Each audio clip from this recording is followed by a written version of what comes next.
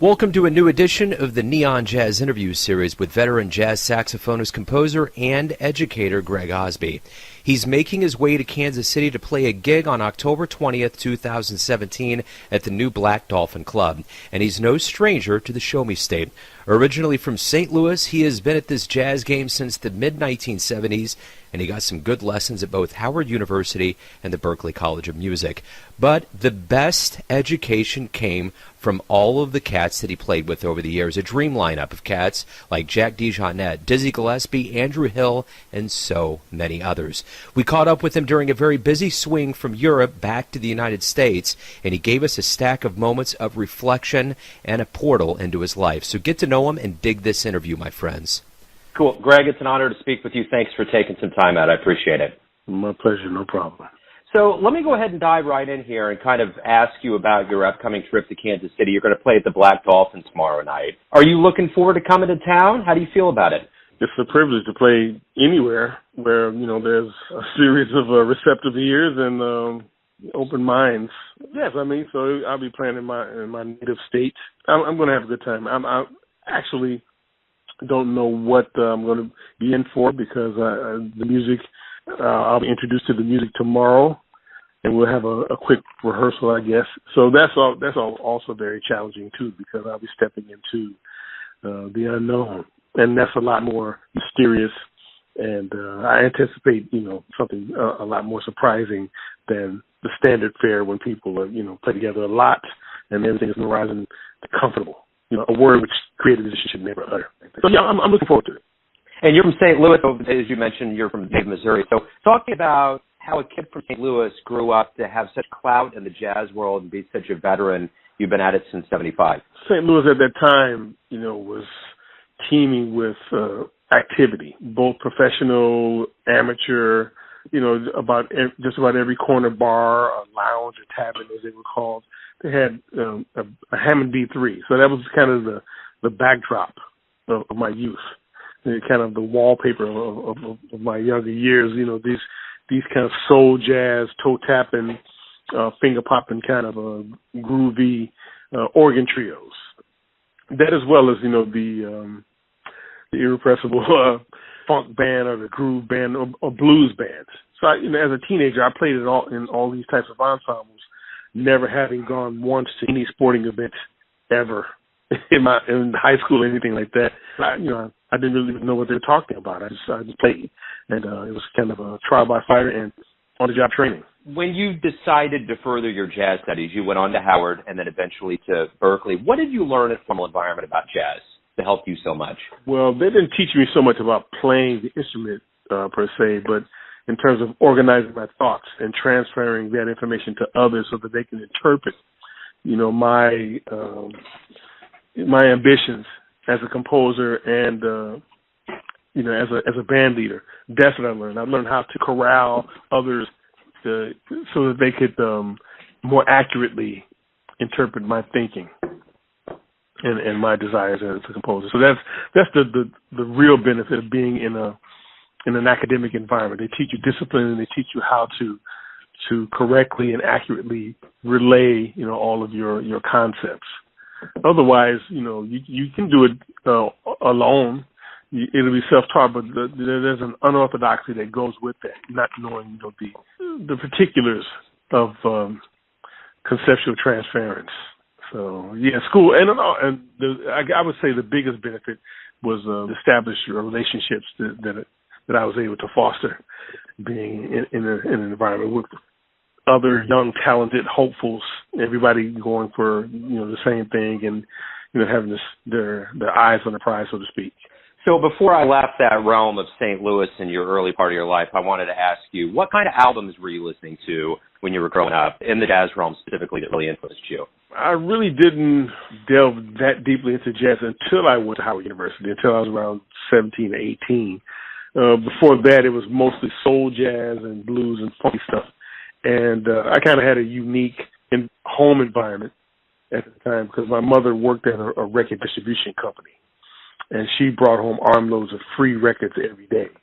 And, they were promotional copies, cutouts, and discontinued items and what have you. And so it was a very unbiased environment in terms of listening, because whatever she brought home, we listened to, and there was music going on at all times. And when I mean unbiased, I mean, devoid of any kind of category or classification. I mean, a typical day, we would listen to everything from Wilson Pickett to Chopin to Aretha Franklin to Janis Joplin, Jimi Hendrix, Cream, Grateful Dead, Crosby, Stills, Nash and Young, to James Brown and Jackson 5. I mean, it was that diverse. Very cool, man. Very cool. And so that, just gave me, just a broader lens in terms of what's good and what's acceptable. And, it just filled my heart with wonder, because I knew that there was a lot of choices to make and a lot of potential out there. So in the early 80s, you get into New York and you're around folks like Herbie Hancock, Dizzy Gillespie, Jack DeJohnette, Andrew Hill. What did you learn from the masters at that young age? What was it being around their aura that helped you so much, or that, made you grow? Well, the thing about jazz apprenticeship is you're given a choice. You can either be mercenary and just take the jobs and then get paid, and it's, you dust yourself off and you're in want for another situation, or you can be a bit more absorptive, make a better use of every situation by being aware, asking a lot of questions, being observant, allowing yourself to make the mistakes, but only make them once. So that means that you grow from each situation. And I was very inquisitive, still am actually. And I pinned each of those elders against the wall and asked them, a bevy of questions. I literally assaulted this. It was a firing squad of questions, because I wanted to know, and I wanted to, again, to take advantage of those situations, which I knew were rare, and I was, I cherish every moment. So, yeah, I extracted a lot of information from these people so that I wouldn't have to endure the same trials. So you've been in this scene approximately since the mid-'70s. You've seen a lot of changes over the years. What would you say have been the most beneficial changes to the world of jazz music since you began up until this moment in 2017? Well, one has been, the idea that it's far-reaching, to the far corners of the world, and so a lot of people who get access to the jazz, the so-called jazz essentials, they're able to filter it and interpret it through their own custom folklore and traditions and stuff. So you have like different strains of jazz. Wherever you go, you may have Norwegian jazz and Danish jazz and Dutch jazz and Korean jazz and Turkish jazz and Russian jazz. So you're able to enjoy subtle nuances based upon how people process it. That's the upside. The downside is that, and I dare say that there may be too many schools and not enough elders embracing younger people. And so people are coming out of these schools with degrees, and they play this filtered kind of antiseptic jazz that has no relationship to the staples that made it great, meaning that a young person will graduate from a conservatory or university program with a degree, saying that they've endured the rigors of that program, having never, ever played with somebody old enough to be their father or grandfather. They just played with their peers in classes. Their major endeavor has been to get a good grade as opposed to really tell stories, which is what the elders admonish you for not doing. So they need that. They need the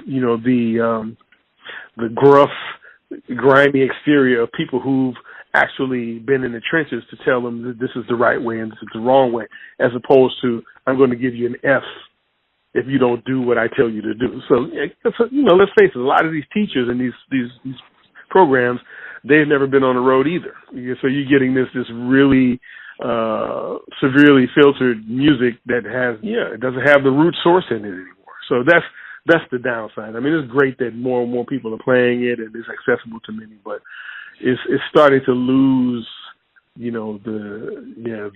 that thing. It's almost, I guess the analogy would be, it's like a botanist, or a farmer or whatever who works, with plants and plant everything, but their hands are always clean. They have clean fingernails. They never ever, grab the soil. They never get down in it, Yeah. So that's an interesting way, of putting it.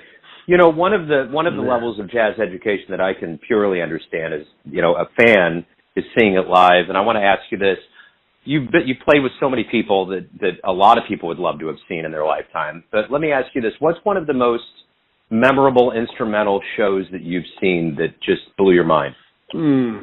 That's very difficult. I have no idea really, because a lot of those shows I actually was a part of it. Yeah. So I mean, to be on stage, with Dizzy Gillespie and Clark Terry and Buddy Tate and the Heath brothers, or to play alongside James Moody or Herbie Hancock, or to be with Jack DeJohnette for 6 years. I mean, I could go on and on. I mean, to be with Andrew Hill for almost 15 years, and Jim Hall for more than 15 years. That kind of thing, you just can't buy it. You can YouTube it all you want, but to get up there and then to look over and it's like, wait a minute, is this real? Is this the Twilight Zone? I'm waiting on Rod Serling to step out of some Alfred Hitchcock. This can't be real. I'm playing with these people, these giants who've made major contributions, not only to just jazz and American culture, but to the way music has been interpreted and accepted in the process. It's just bigger than anything I could ever have imagined. Mind blowing, for sure. Let me ask you a generic question. Why do you love jazz? I like spontaneity, and I like delving into the unknown, which is why I like to play with a lot of different people and to play their original music as opposed to just the standards. I like to witness how people's minds work and how that's interpreted through the written page, and then in turn how other musicians, whether they know them or not, whether they have history with them or not, how that's interpreted. Say, for instance, you get a group of total strangers playing the original composition of one said composer who none of them have any history with. How does that work? How close is it to what this person imagined? That level of surprise and intrigue. This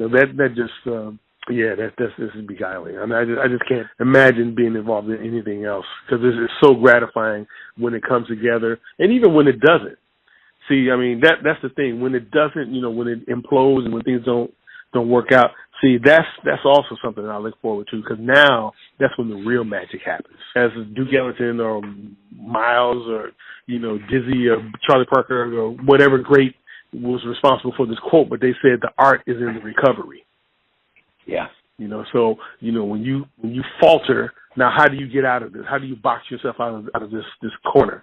Do you do it gracefully and without batting an eye so the audience thinks that it was deliberate, or do you just completely just lose it and everybody knows that you made terrible mistakes?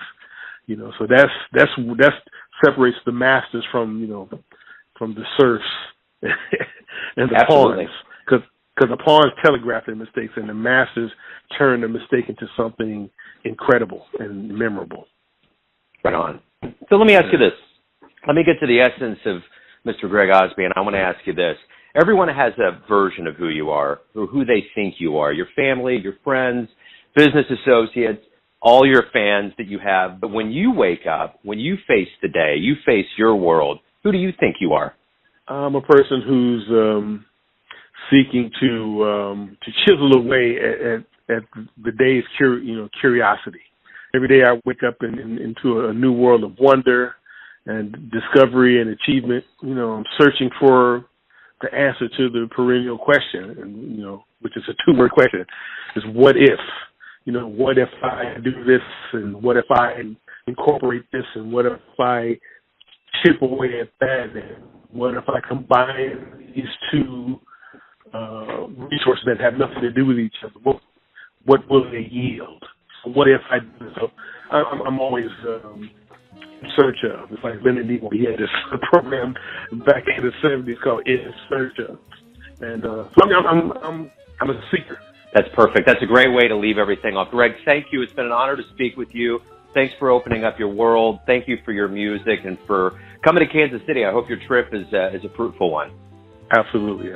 Appreciate it. Thanks for calling. Thanks for listening and tuning in to yet another Neon Jazz interview, where we give you a bit of insight into the finest players in New York, St. Louis, Kansas City, and spots all over the world, giving fans all that jazz. And thanks to Greg for his stories and his music. If you want to hear more interviews, go to Famous Interviews with Joe Domino on the iTunes Store. Visit neonjazz at youtube.com. And for everything Neon Jazz, go to the neonjazz.blogspot.com. Until next time, enjoy the jazz, my friends.